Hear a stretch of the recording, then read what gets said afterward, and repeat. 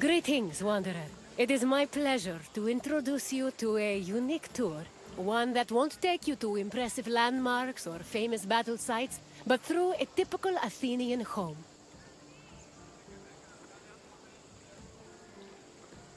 If Olympus is Zeus's sanctuary, then my house is my own. It is a place where I can shelter myself from the noise and stress of city life. For an outgoing people like the Greeks, the house was a refuge of privacy. Inside, they could escape from the constant demands of civic life to enjoy the simple pleasures of family life. Look for me when you are done, and we can discuss the things you've seen. Farewell for now. The house, or oikos, was a residence for Greek families and their slaves. Contrary to modern houses, which look outward, the Greek household was built to look inward on a courtyard.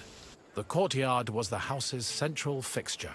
It was the building's main source of daylight, and also the location of religious altars dedicated to worship. The building itself was made up of familiar accommodations, including bedrooms, storage rooms, a kitchen, and a living room. Women were generally in charge of tending to the home, which in Greece was called oikonomia, a term that inspired the modern word economy. A pasta was a corridor that connected a house's courtyard to its residential section. Archaeological evidence from the city of Olynthos reveals that pastas were added to Greek home design in the 5th century BCE. Greeks had no qualms about combining their work and their private lives, and many of them worked from home. Artisans like blacksmiths, sculptors, and potters often had workshops in their houses. Some even operated small stores to sell their work. Similarly, doctors were known to treat patients in special offices located in their homes. Women also worked in the house and were responsible for making textiles, as well as producing clothes and supervising weaving, which was carried out by slaves. If the household was wealthy enough, they could even produce a surplus of textiles to sell in times of financial difficulty. The inner courtyard was the nexus of the house. Functionally, it allowed air to circulate and also provided access to most of the rooms. It also sometimes housed a well or a cistern that collected rainwater.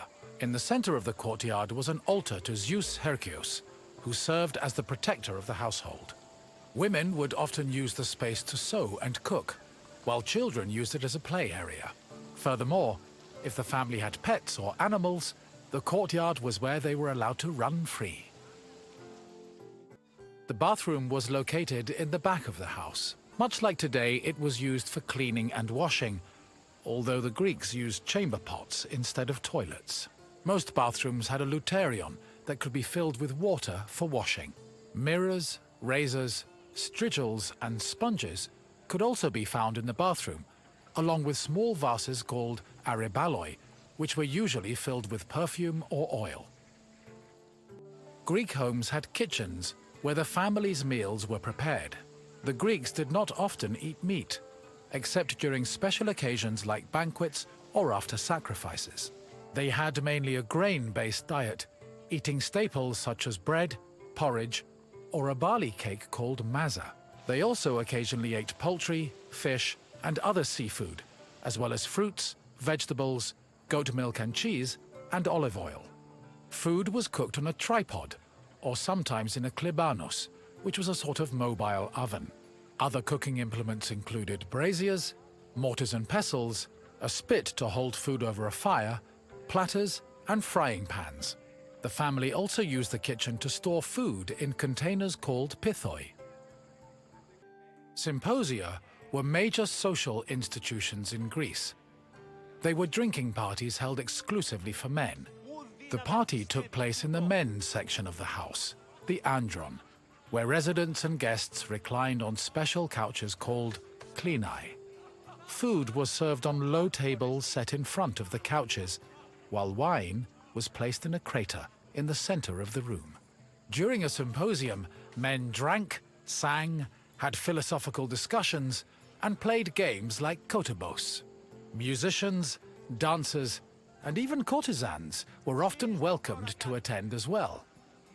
However, wives and daughters were always excluded. The Pyrgos, or upper stories, was the women's quarter of the house, where they could pursue their activities and observe the city without being seen themselves. The rooftops were also used in a special rite called the Adonia, a private celebration held in honor of Adonis, which was reserved for women. At the beginning of spring, women filled terracotta pots with soil and lettuce seeds, then climbed a ladder to place the pots on the rooftop. These pots served as the women's very own Gardens of Adonis. I hope you now have a better understanding of the routines and home life of the Greek people. What would you like to do next?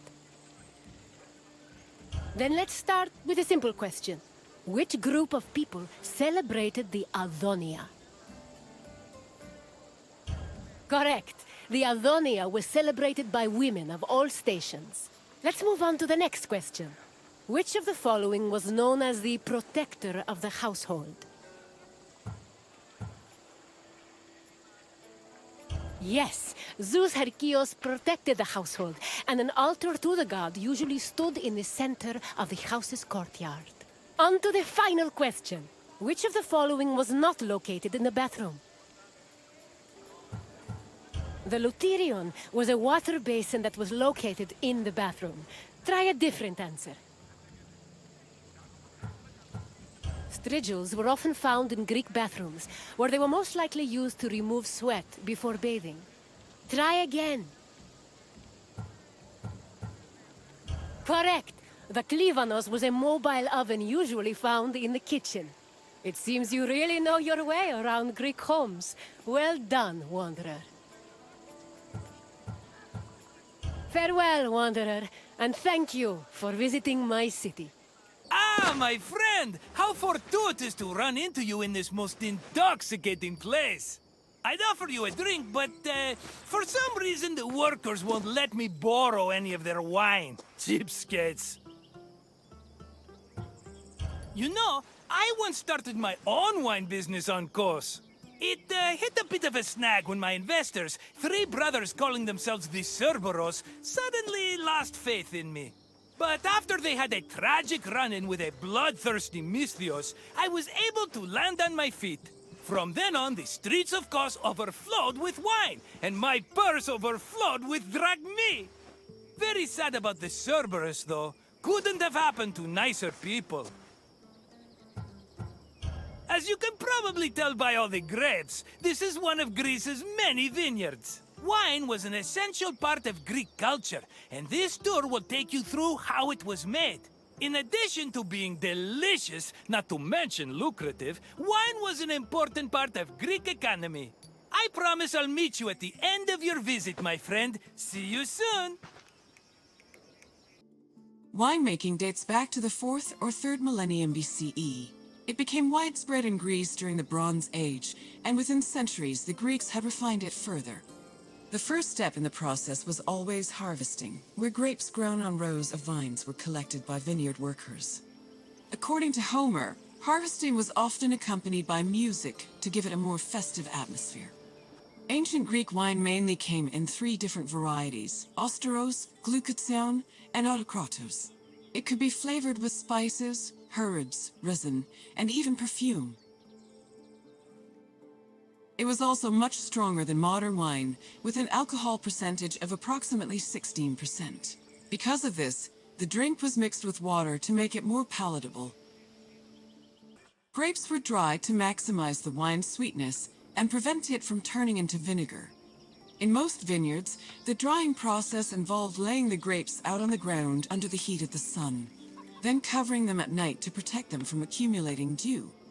According to Hesiod's poem, Works and Days, the ideal time to dry grapes was 10 days and 10 nights.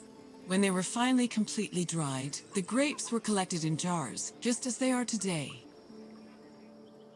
The Greeks had many methods for crushing the harvested grapes. The most common technique was to use a lenos, a large treading vat where workers stomped on grapes with their feet.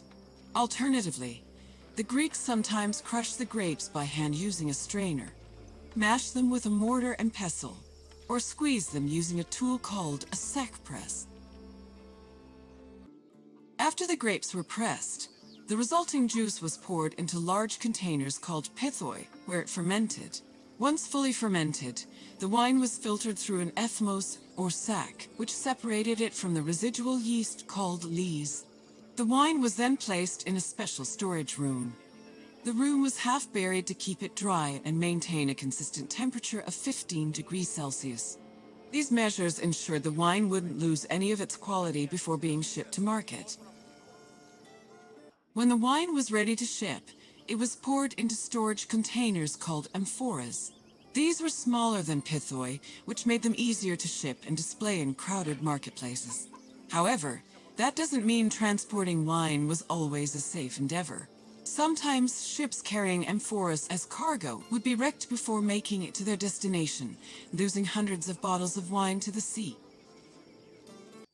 Ah, my friend, are you drunk with knowledge? I hope you enjoyed yourself learning about all the picking, stumping, and bottling that goes into making Greece's favorite beverage. Maybe if my customers understood how hard winemaking was, they'd agree more with my perfectly reasonable prices. But let's talk about something else, yes? What else can I do for you? You want your intelligence tested? Well, let me tell you, my friend, no one is more qualified for that task than me. Let's get started. What container was used to ship wine to the market? No, pithi were the big containers with the juice fermented into wine. But I'm fond of second, third, even fourth chances, so try another answer. Yes, wine was stored in amphoras during its long journey to market. Here's another question. Which of the following wasn't a type of wine variety?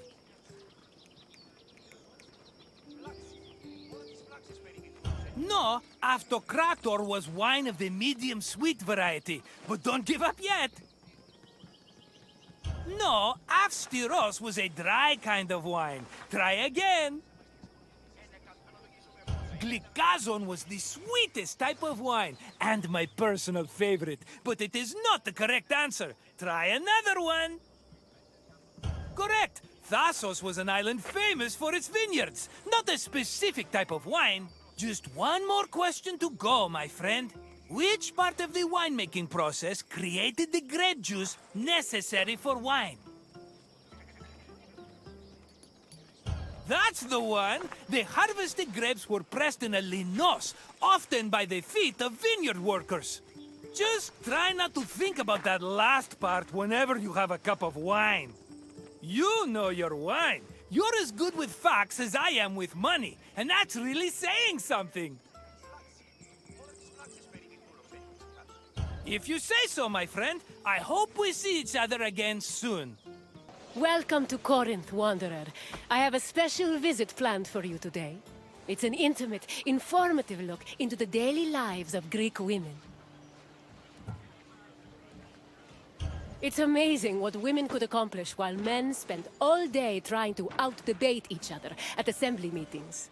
Their work should be far more appreciated on the whole, but we're going to acknowledge that now. Corinth was one of the largest cities in ancient Greece. It had an estimated population of 90,000 in my times, and much of that population was made up of women. This tour will shine a light on those women and look at how they lived on a day-to-day basis. Look for me when you're done with your visit, and we can discuss things further. Young girls growing up in ancient Greek cities were usually raised by a nurse. They mostly stayed in the women's quarters of the house, the gunaikon, where they spent their time spinning threads and weaving. While there is not much historical evidence of young girls at play, especially compared to boys, it was still known to happen. For example, an ancient terracotta group depicts two girls playing ephedrismos. This was a competition to see who could strike an upright rock from afar using a pebble or ball. The game's loser had to close their eyes and carry the victor, until they managed to touch the same rock with their hands. For a young Greek woman, marriage was the culmination of their induction into society. The average life expectancy for women was about 40 years, so most marriages took place when the bride was 14 or 15 years old. The marriage did not require her consent either. Instead, she was passed on from the protection of her father to that of her husband. Married women were not technically citizens at the time and lacked the rights that came with official citizenship.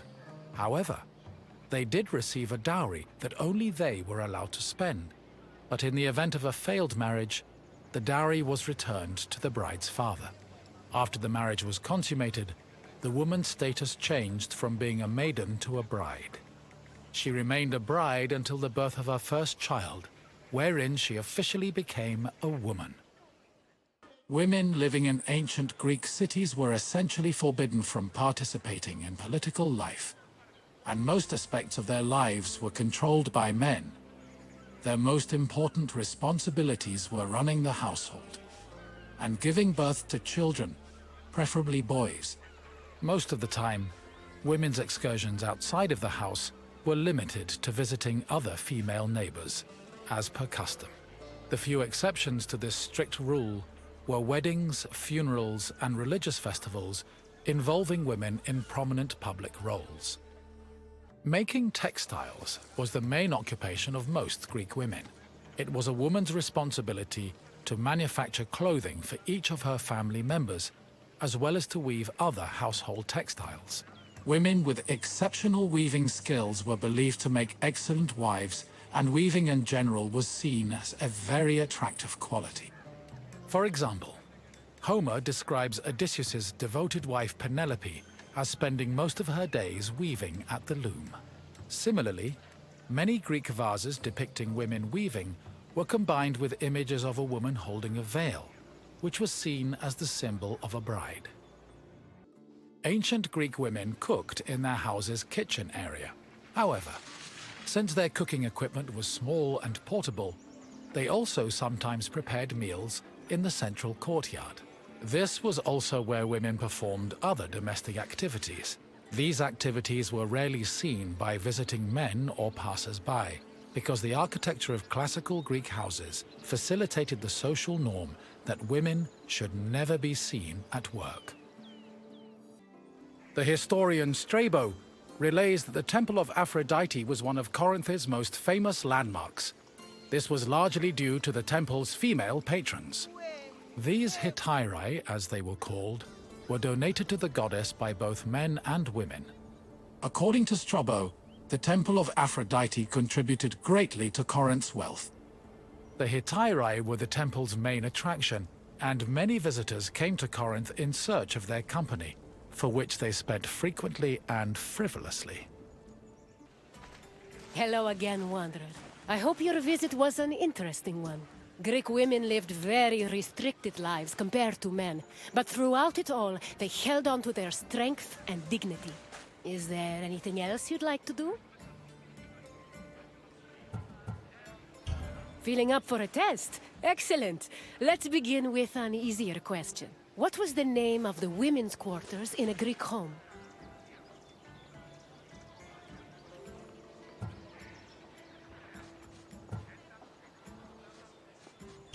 Correct! The gynekon was where young girls spent their days weaving and spinning threads.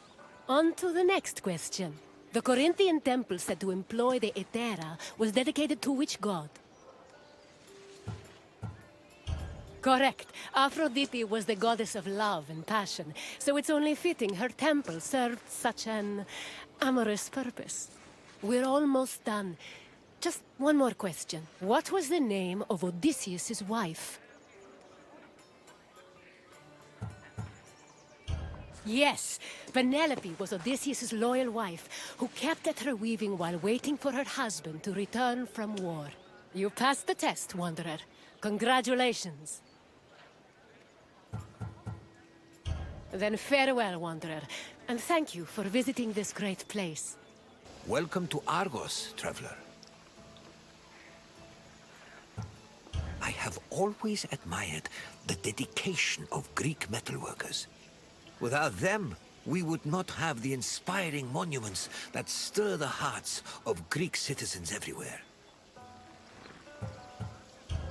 This is Argos, one of the oldest cities in Greece.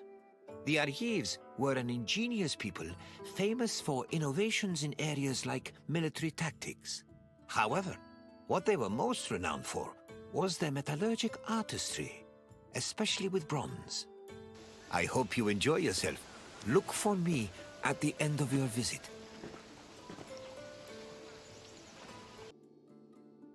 The area that would become Argos was inhabited as early as the 3rd millennium BCE, but it was in the 7th century BCE that it officially became a city-state. One of Argos's major pillars was its metallurgical industry. As far back as the 8th century BCE, the city was famed for making products like long dress pins and tripod cauldrons, as well as impeccable body armor.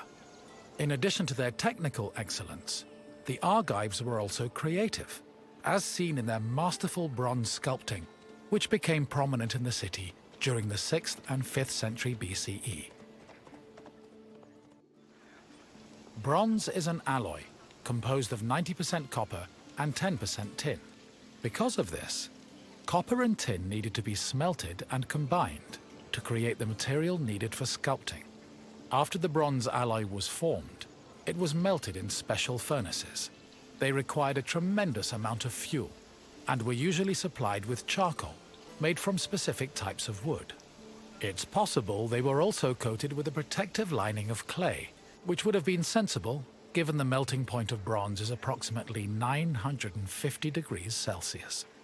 Once the bronze was melted and collected, the furnaces were dismantled and dumped. In the 8th century BCE, most small-scale statues were molded using a complicated and lengthy method called solid lost wax casting. From the 7th century BCE onwards, metalworkers adopted the more efficient hollow lost wax casting.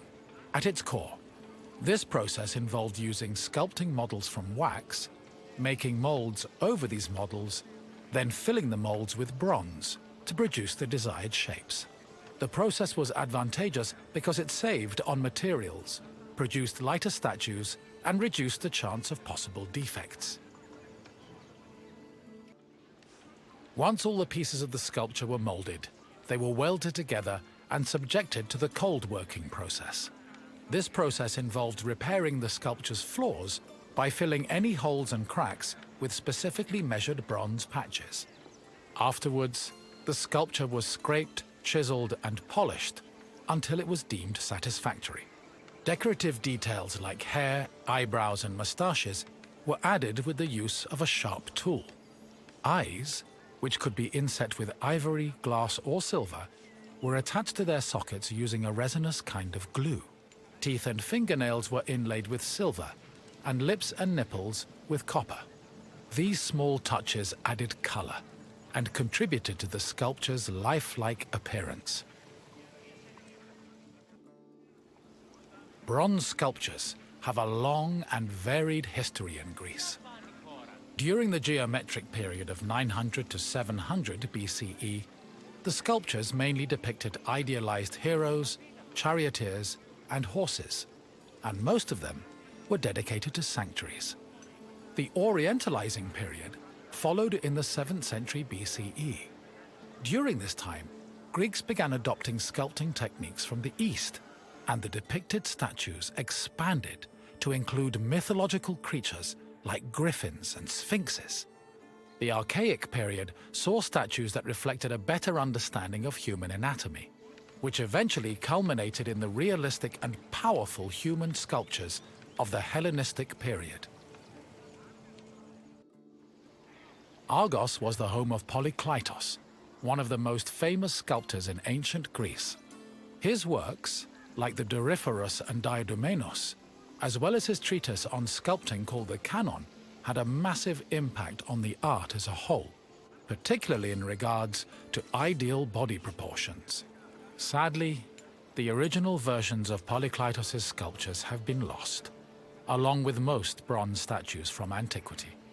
As time went on, many bronze statues were melted down to be recycled in things like weapons, ammunition, and even church bells. Because of this, marble copies from the Roman period are our best evidence of the masterpieces of Greek sculpture. I see you have completed your tour. I trust you have a new appreciation for Greek sculptures after learning of the heart and soul that was poured into each step of their creation. Now, what else would you like to do? Then let us dive right in. Here is your first question. Which era of sculpting came first?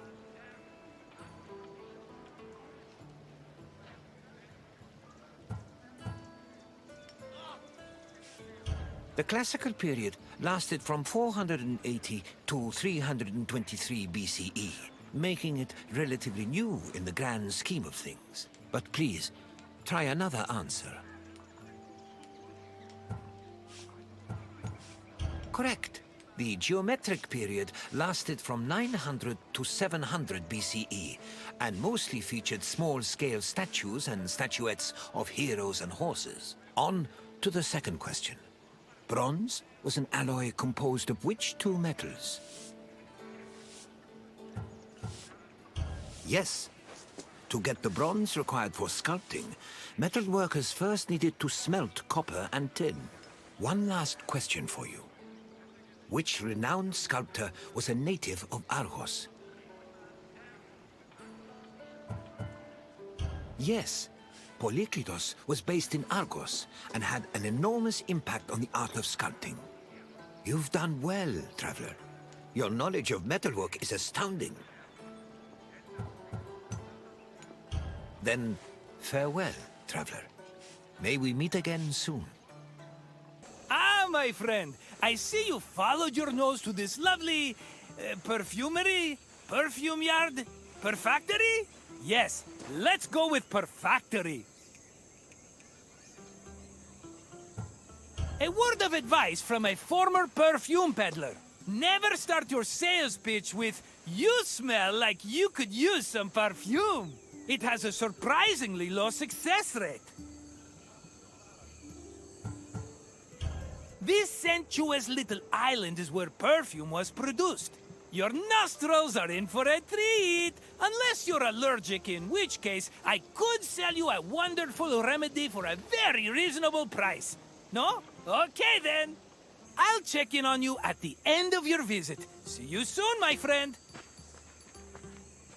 Perfume-making techniques were invented and perfected in Mesopotamia and Egypt, beginning in the 4th millennium BCE. By the time of the Mycenaean era, perfume played an important role in the Greek economy.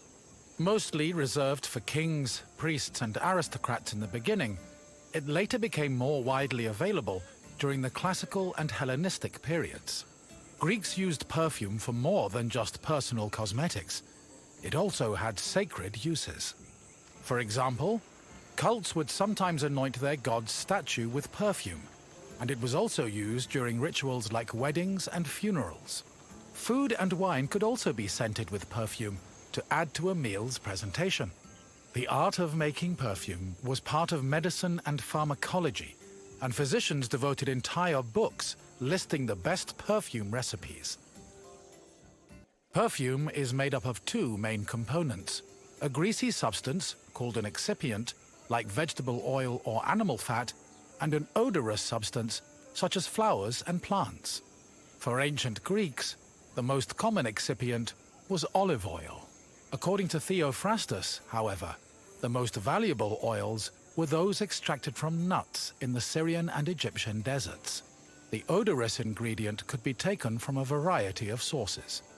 These include flowers like roses or lilies, herbs like oregano, spices like saffron, resins like amber, and leaves from plants. Some fragrances were also imported from outside of Greece, like Indian cinnamon and Syrian frankincense. These exotic scents were considered exceptionally precious. Mixing scent into the fatty excipient was called enfleurage, of which there were two methods. If the flower being used for the scent was fragile, the preferred method of extraction was cold enfleurage, which required an oil-soaked cloth. First, the cloth was rubbed against the flower's petals, saturating the oil with the scent. Then, the cloth was pressed to wring out the scented oil. Hot enfleurage involved heating the excipient before mixing in the scented substance. The hot enfleurage process consisted of heating and distillation. After the scented ingredients were dipped into heated oil, the mixture was then filtered before being pressed and decanted. Once the mixture was complete, spices, coloring agents and fixatives were added, along with preservatives to prevent the perfume from spoiling. Finally, the liquid was hermetically sealed in bottles, ready to be shipped to market. Perfume was usually bottled in ceramic or glass flasks, but more luxurious fragrances were contained in ornamented and painted flasks. Lekythoi and alabastra were elegant bottles designed for women, while arabaloi were used by athletes. It was common for the bottle's craftsmen to brand them, to prevent frauds and knockoffs. Perfume shops were usually located in city centers, befitting of their importance. In addition to selling perfume, they were also sometimes used as meeting places. For example, the perfume shops near Athens' Agora were frequented every morning by the city's youth. The main purpose of perfume was to attract members of both the opposite and the same sex. We can trace this practice back to a scene in the Iliad, where Hera used perfume to seduce Zeus. Similarly, hymns about goddesses like Demeter and Aphrodite always mentioned their pleasant smell, further solidifying the belief that scent and seduction went hand in hand. However, perfume was also a mark of social status. Athletes covered themselves in perfumed oils during their training and at symposia, and citizens were judged based on how anointed, shiny, and perfumed their bodies were. Hello again, my friend! I hope you see now how important perfume was, not only for aesthetic purposes, but for Greek social hierarchy. I wouldn't charge so much for my own bottles if I didn't know the value of what I was selling. What else can Marcos do for you? Good idea. Let's start with an easy question. Which of the following is an example of an excipient?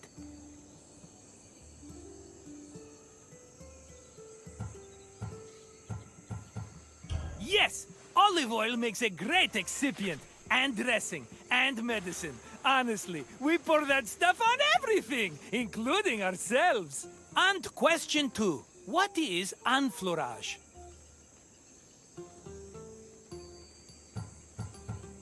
Correct! Enfleurage involved mixing the perfume scent into an excipient. We're almost done. Just one more question. In the Iliad, which goddess used perfume to seduce Zeus? Yes, Hera poured a saucy scent on herself to get her husband's attention. You did it! You've completed the test! If you say so, but I have a feeling we'll run into each other again soon. Farewell! Welcome to the silver mines of Laurium. The mines make me nervous. All those fumes can't be safe to inhale day in and day out. The Laurium silver mines were discovered between Thorikos and Cape Sunion, near Athens. They were rich in the mineral galena and provided Athens with much of the silver necessary to mint its currency. Because of this, the mines were invaluable to the city, and the resources they provided helped turn Athens into one of the most powerful states in Greece. We will meet again after you've seen what the mines have to offer. Farewell for now, wanderer. Silver mines were extremely rare in ancient Greece, which only increased their importance. Athens started exploiting the Laurian silver mines at the end of the 6th century BCE and used its metal to produce its currency. Production at the mines exploded around 485 BCE when an especially rich vein was discovered. The mine's abundant silver made Athens one of the wealthiest cities in Greece. They also provided the resources necessary to build a fleet large enough to defeat the Persians at the Battle of Salamis. In short, the Laurium mines played an integral part in the emergence of Athens as a Greek superpower. Exploiting the mine's resources required a lot of labor. To meet this requirement and save on cost, Athens leased out mining concessions to its citizens, who had their slaves to do most of the work, alongside poor day laborers. In the 5th century BCE alone, there were anywhere from 10,000 to 30,000 people toiling in the mines of Laurium. Together, the workers managed to produce an estimated 20 tons of silver per year. Mining in Laurium was a two-step process. First, the ore was extracted, and then it was refined. It took about 16 kilograms of raw ore to produce a single pure silver drachma of about 4 grams. Recovered artifacts from the mines provide some insight into the specifics of the mining process. Galleries were dug to follow the veins of ore. They were small and did not offer much space for the workers. They were also hand-cut, and it's believed that it took whole days to dig only a few centimeters. Once the galleries finally reached the veins, the ore was extracted and then crushed on mortar stone to prepare it for washing. Mine workers used washeries to help clean rock from the ore. The washing process required a large supply of water, but Laurium was an infamously dry region. To compensate, cisterns were built in the mining area to collect and conserve seasonal rainwater. Once enough water had accumulated, workers poured it into wooden troughs containing rock and ore. The water's flow separated the lighter grains of rock from the heavier ore, which was caught in depressions at the bottom of the trough. The newly cleaned ore was collected for refinement, and the water was redirected back into a tank to be reused later.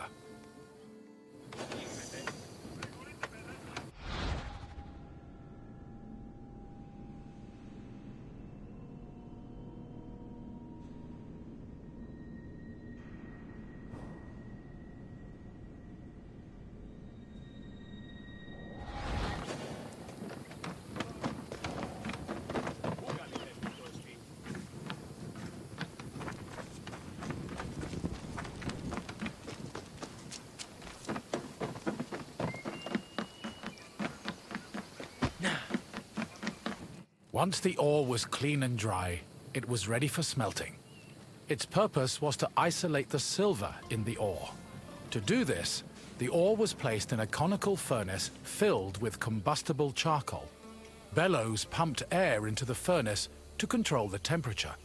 Inside, the ore burned, emitting a toxic smoke that was evacuated through a chimney. Eventually, the silver alloy was separated from the slag and collected for the last step in the refinement process, cupellation. Cupellation removed any leftover lead from the silver. The smelted alloy was placed in a cupel, an absorbent bowl made of bone ashes. It was then put in a furnace, where it absorbed the lead and left only silver behind.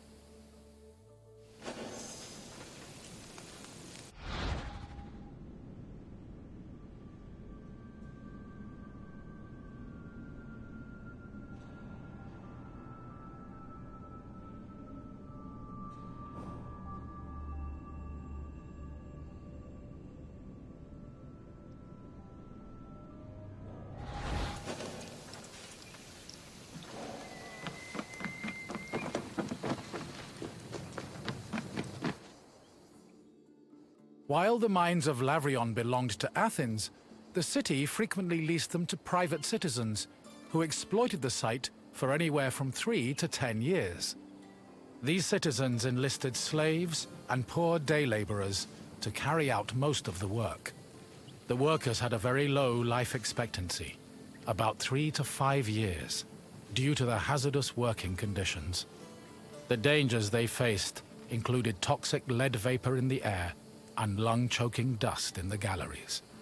However, they were fed well enough to keep up their work, and their combined labor managed to produce an estimated 20 tons of silver a year.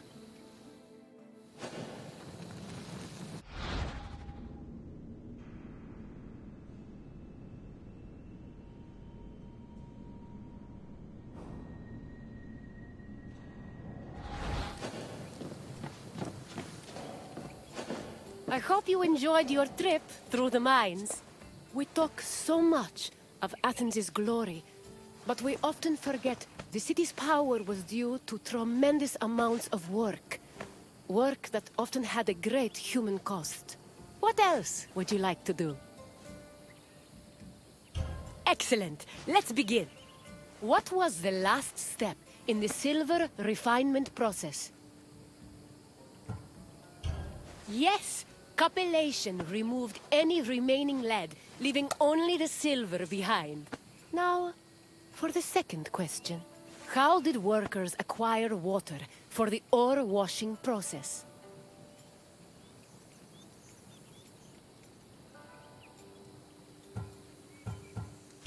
Correct. The workers used cisterns to collect the seasonal rainwater. Now, the final question. Which famous battle did the mines help Athens win?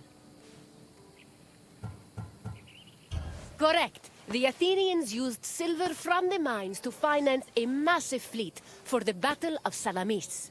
It's clear your visit has taught you much. A job well done, Wanderer. Farewell, Wanderer. Best of luck on your journeys.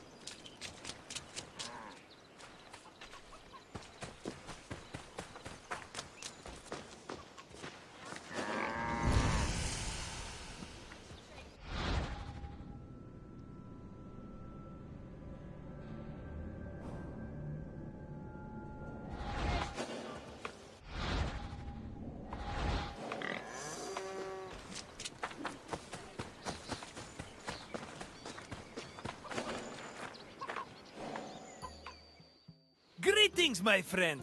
Welcome to Arcadia, home of shepherds, sheep, and manure. I recently made an offer to buy some nearby farmland. Unfortunately, the owner refused, based on completely unsubstantiated rumors that I once burned down 3 farms in Kos. Can you believe it? I've never burned down a farm in my life. I may have once paid someone else to do so, but I assure you, my reasons were entirely acceptable and in the best interest of everyone involved. Arcadia was well known for its sublime natural vistas. Farmers and shepherds were seduced by its beauty, and it's easy to see why. I have to leave for now, but I'll meet you again when you finish your visit. Until then, my friend!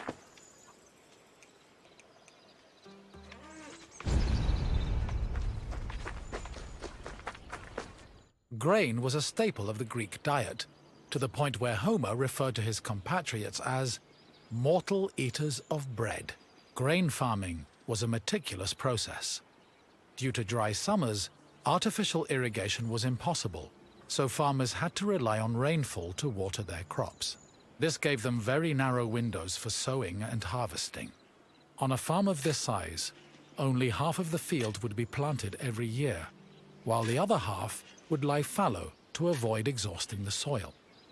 According to the poet Hesiod, the best time to sow grain was in autumn, and the best time to harvest it was in May. Fortunately, if farmers missed their opportunity, they also had a chance to plant millet in the spring.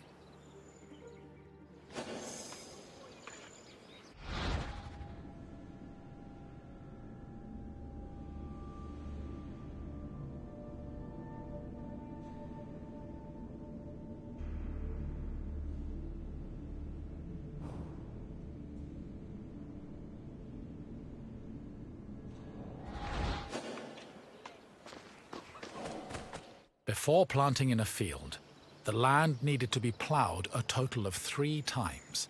Once in the spring to remove weeds, again in the summer to aerate the soil, and a final time in the winter to plant the seeds in the moist earth. The plough was pulled by 2 oxen, while the sowing of seeds was done by hand. After the seeds were planted, a boy turned the soil with a hoe to protect them from hungry birds. Once the sowing was finished, the farmers waited for winter rains to irrigate the field. They also prayed to the goddess of agriculture, Demeter, and her daughter Persephone, in the hopes of being favored with a bountiful harvest come springtime.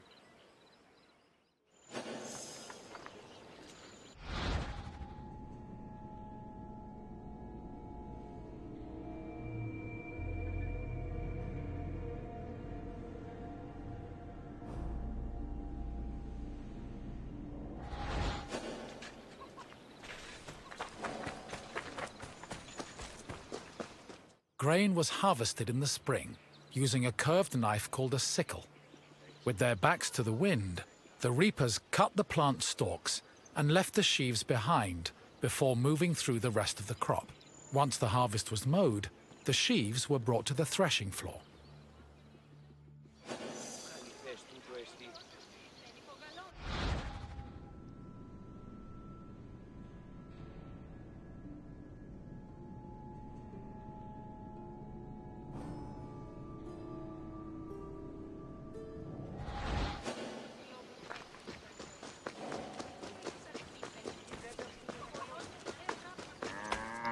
Animal husbandry was an important part of Greek agriculture. Farmers usually kept cattle, donkeys, sheep, goats, pigs, dogs, geese, and chickens.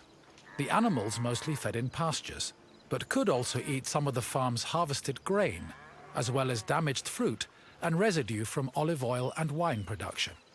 Livestock had several purposes. Their manure was used to fertilize the fields, and their grazing helped remove weeds. Arcadia was a mountainous region believed to be the home of the god Pan, so farmers were more likely to keep sheep and goats than cattle.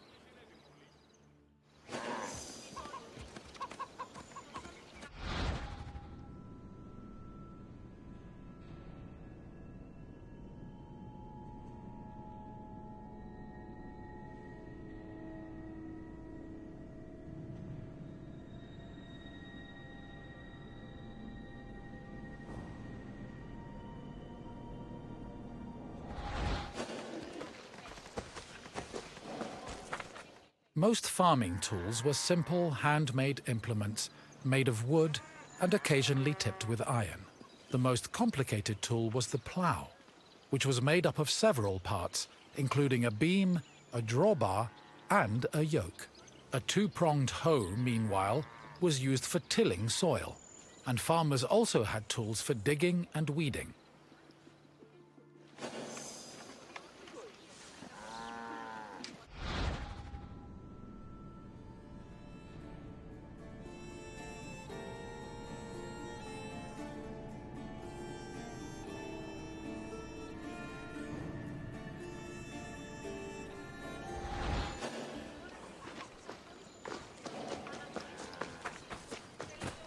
After the sheaves were harvested, workers brought them to the threshing floor to extract the grain.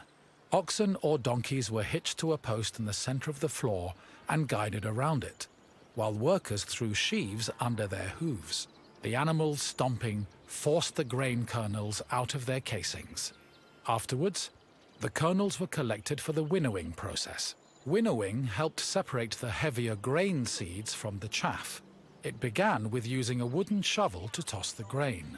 While in the air, the wind blew away the lighter chaff, leaving only the heavier grain. To remove the remaining chaff, the grain was tossed in a wooden basket called a lignon, which filtered the grain until only clean kernels remained.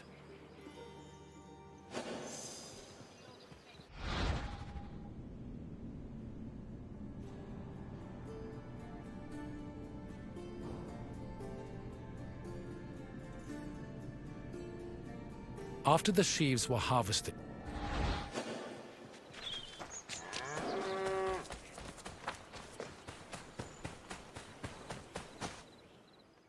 barley, which was used to make flour, was different from other types of grain.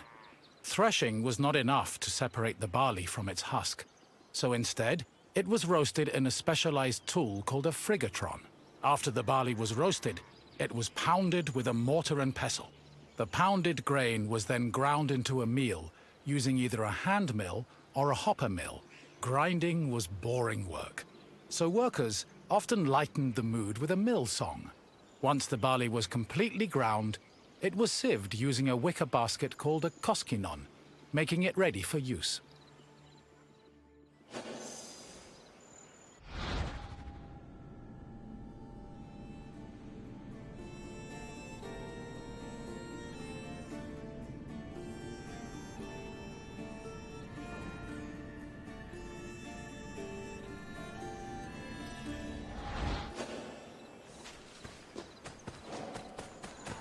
Grain storage areas needed to be dark, dry, cool, contained, and well ventilated to prevent the grain from spoiling.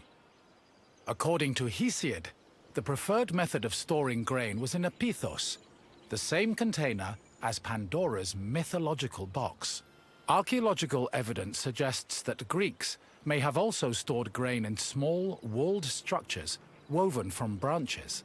Farms generally needed to store enough grain to sustain themselves for the year and seed corn for the next. Any surplus was either stored for a lean year or sold to markets for profit.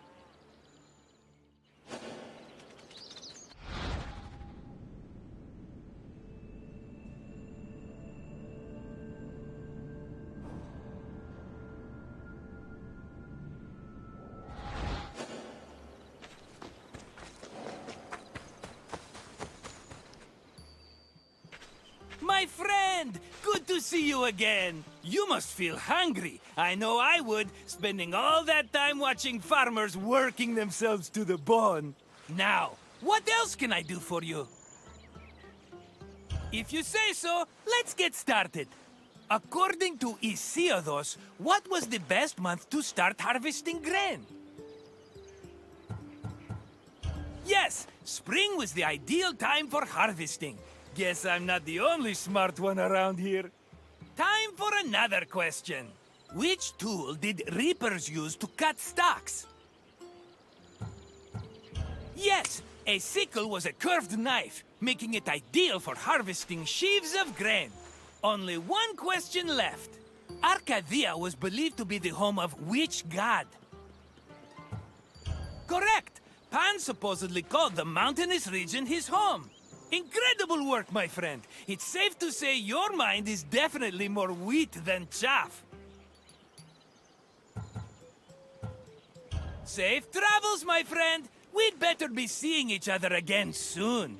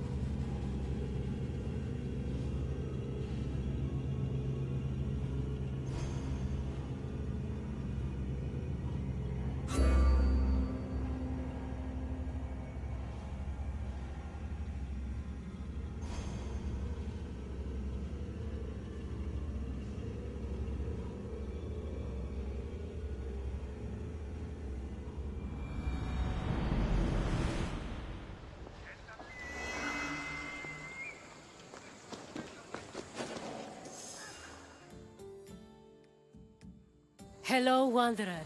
May I introduce you to the Kerameikos, the kiln that warms all of Athens' pottery.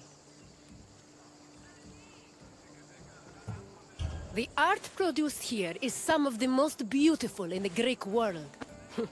I envy the potter's skills, though I'm not quite as envious of their clay-stained hands.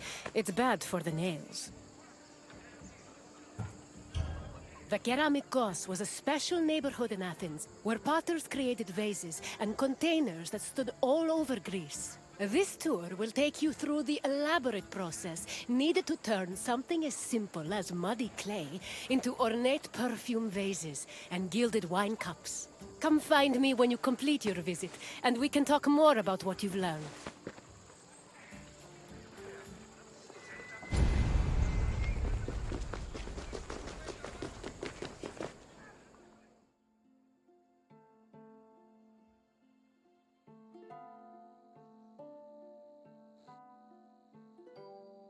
The Kerameikos was a large, sprawling area northwest of Athens' Acropolis. While part of it was used as a graveyard, it was also dedicated to the creation of pottery.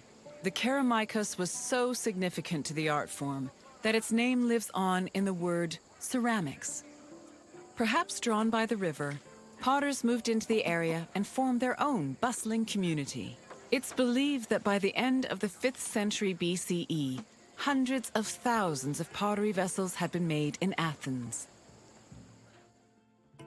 including everything from heavy, undecorated cooking pots to delicate and beautiful containers reserved for the most precious oils.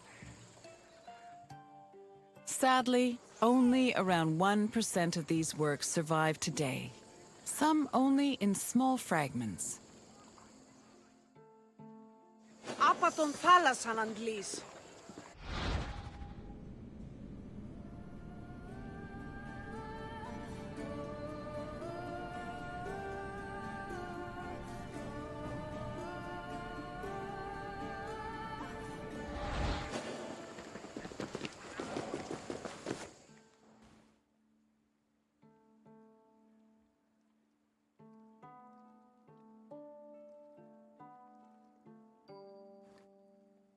Raw clay from a river was hardly fit for a potter's wheel. Athenian potters used clay that was rich in iron, which created the distinctive orange-red coloring seen in Athenian pottery.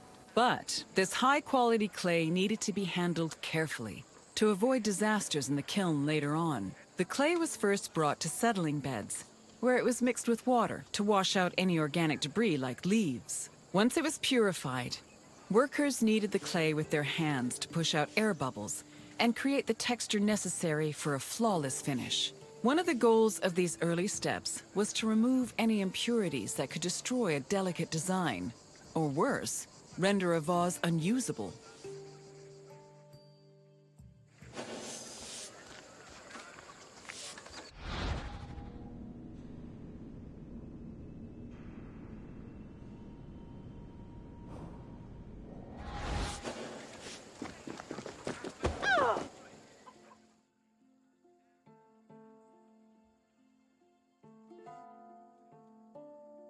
Once the clay was cleaned, it was up to the potter to shape it into a vase by spinning it on a wheel or pressing it into a mold. Their choice depended on what shape they wanted for the vase, but they also considered the possible scope of its decoration. Potters did not work alone.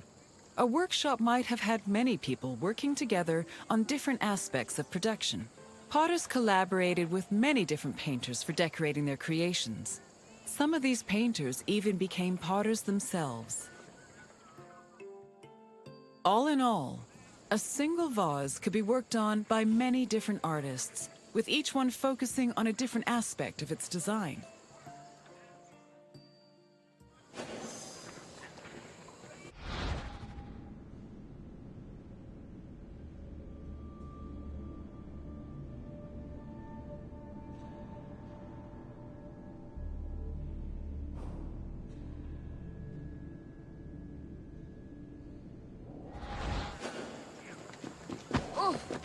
After the pots were shaped and decorated, they were packed into kilns for the lengthy and delicate firing process. The process had 3 stages: oxidation, reduction, and reoxidation. The main purpose of the firing process was to carefully manage the clay's exposure to oxygen. The chemical reactions caused by firing gave the pots their distinctive orange-red coloring. This also turned the designs made from the clay decoration slips glossy and black. The most difficult part of the firing process was managing the fires themselves. It required an enormous amount of skill and experience to properly judge the exact temperatures needed, and even the smallest mistake could ruin several hours of work.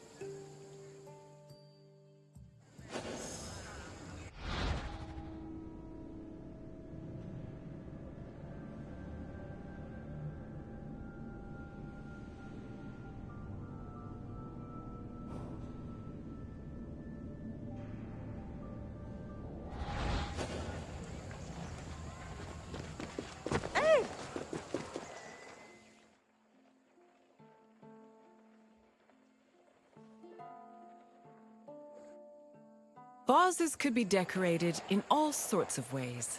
Before 530 BCE, Athenian vases were decorated using the black figure technique, where figures and designs were painted as dark silhouettes. At the end of the 6th century BCE, painters created a new technique called red figure, an inversion of the painting process that left the figures in red and the background in black. This gave the artist more freedom to better explore details like muscles and individual locks of hair. Designs were sketched onto the bare surface of the pot using a thin, sharp tool. Thin relief lines, which helped define subtle elements like facial features, were added using a brush made of a few stiff hairs. More elaborate vases were sometimes gilded, but these decorations were so delicate, they were most likely only added after the firing process.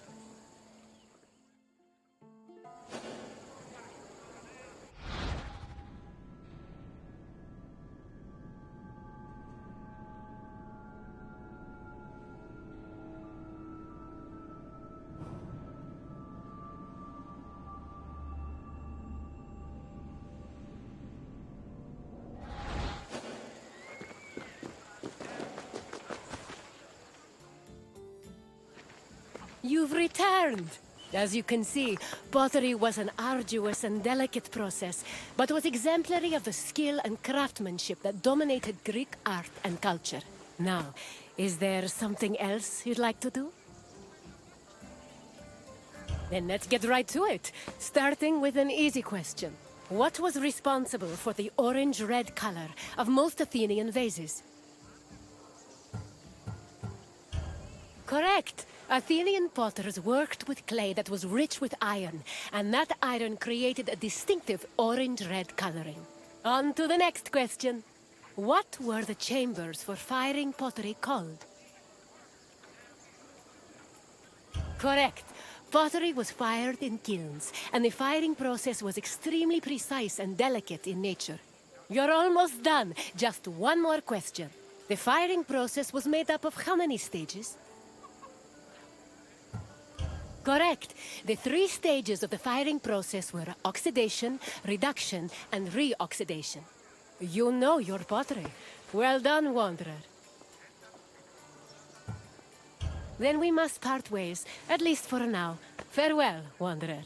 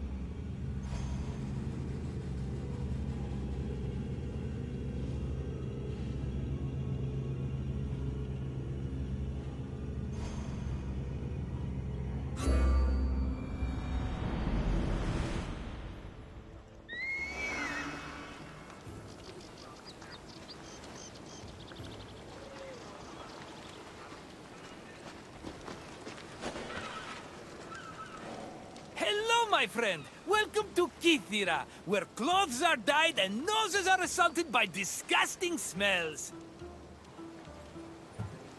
I think it smells terrible, and I can't wait to get out of here. The colors are pretty, though. This little island was where dyers brought all the color to Greek fashion through an intensely stinky procedure. This tour will reveal the steps it took for workers to brew the dye. Try not to step in any mollusk guts as you enjoy your visit. I promise I'll meet you at the end of your tour. See you soon, my friend.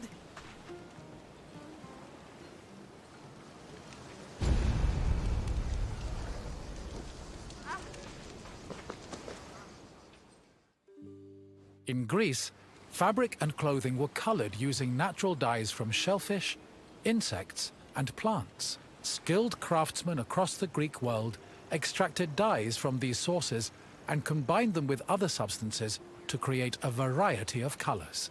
The dyeing process supposedly produced incredibly pungent smells, and ancient writers would often comment on the stink in their works.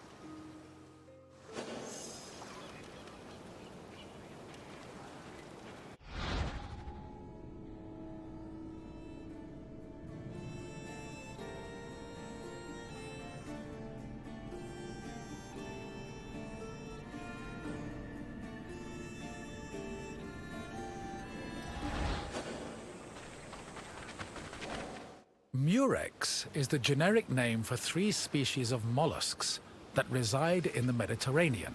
The substance they secrete was used by craftsmen to create the most expensive dyes in the ancient world, the most famous of which was Tyrian purple. Fishing techniques varied depending on the type of mollusk. In shallow waters, fishermen could simply dive and catch the mollusks, but they set traps if the water was too deep. Being carnivorous, murex were often lured using dead animal flesh as bait. It was imperative that the mollusks be captured alive, as they only secreted the precious purple liquid needed for dyes upon death.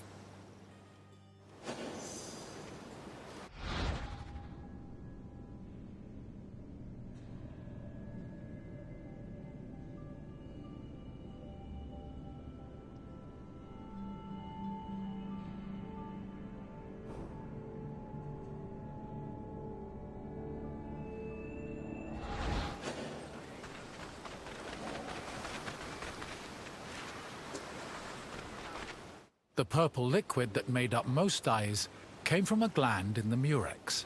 To collect it, workers would either crack open the mollusk's shell with a knife, or if it was smaller, crush it with a stone. Each mollusk only produced a small amount of liquid, and thousands of them were needed to produce even a gram of the substance.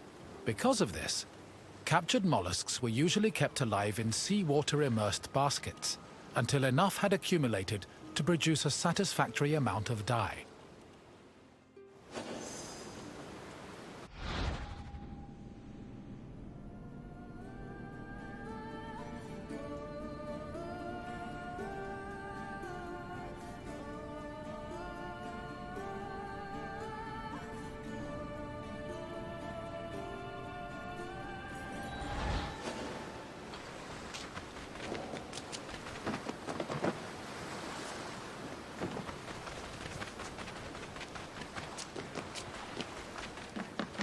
The mollusk glands were mixed with salt and left to decompose for 3 days.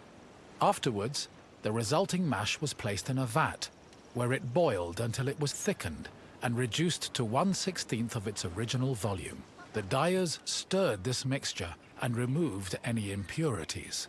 This process produced the foul odor so reviled by ancient writers.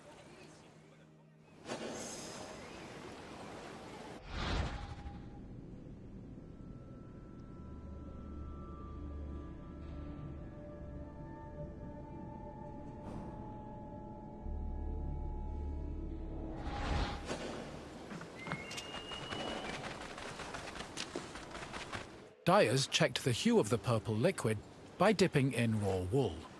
The hue could be changed by adjusting the temperature of the liquid, and by soaking the wool for different periods of time, with longer soaking producing deeper shades. The wool was dyed once before spinning and again before weaving, to ensure it maintained its color. While Murex purple dyed wool easily, it did not adhere as well to other fabrics, such as linen.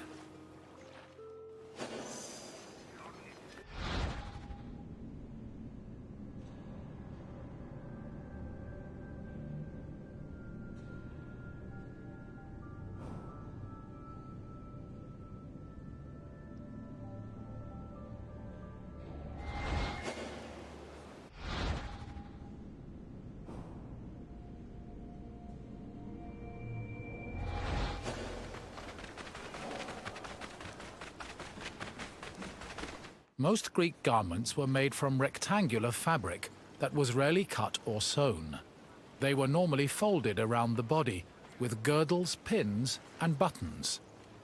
Dyeing served to give the garments a more unique style. Decorations were also widely used, and were either woven or painted on. They depicted things like animals, human figures, and mythological scenes.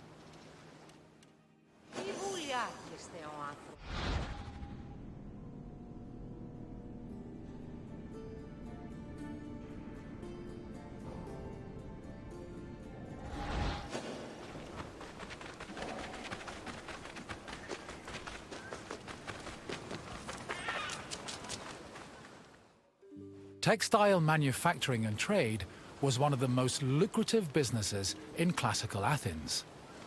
Textiles were made of either wool or linen, with wool being the most common. Women produced the garments worn in domestic life, although some men ran professional workshops that fulfilled the same need. Other textiles were made by slaves and laborers under the supervision of master weavers, fullers, and dyers.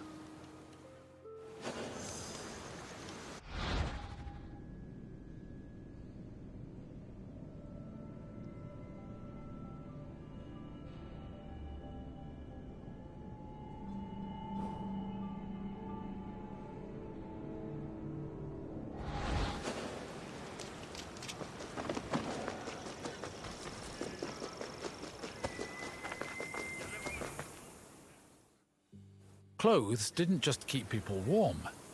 They were used as a way to communicate social identities, like gender, status, and ethnicity. These could be expressed through garments and accessories, but also jewelry, hairstyles, perfumes, and cosmetics.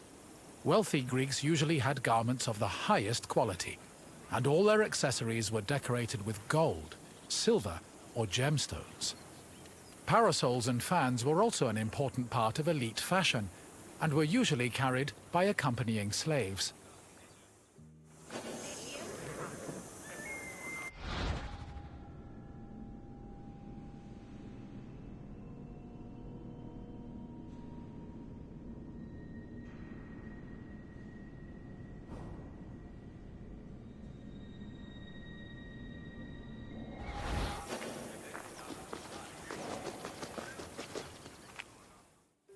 The most common Greek garments were the peplos, the chiton, and the hymation.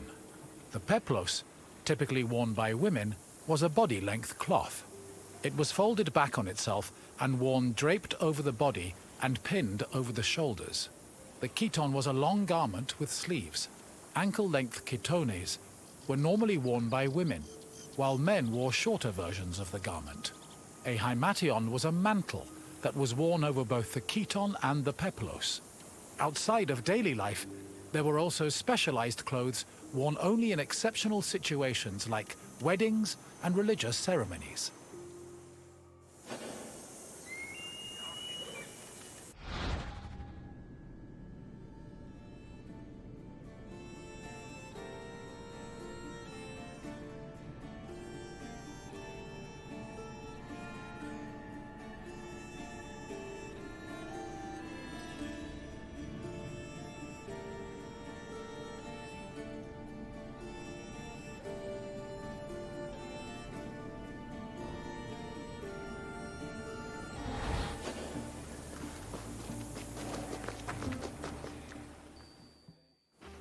to see you again, my friend. I bet your clothes feel heavier now that you know how many mollusks were killed to dye them. But let's change the subject, yes? What else can I do for you? Then let's get right into it, starting with this question. Which purple dye was the most famous? Yes, the purple created from murex secretions was one of the most expensive and well-known dyes in the world. Here's another question. How did workers check the dye's hue?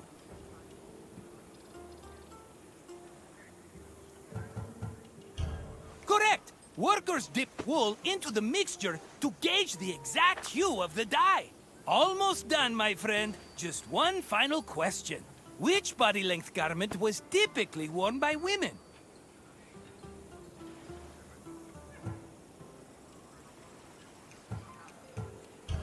Correct! A peplos was a body-length cloth that a woman draped over her body and pinned around her shoulders. I had no idea you were so knowledgeable about fashion, but look at you. I should have known from what you're wearing. You've got it, my friend. Farewell for now.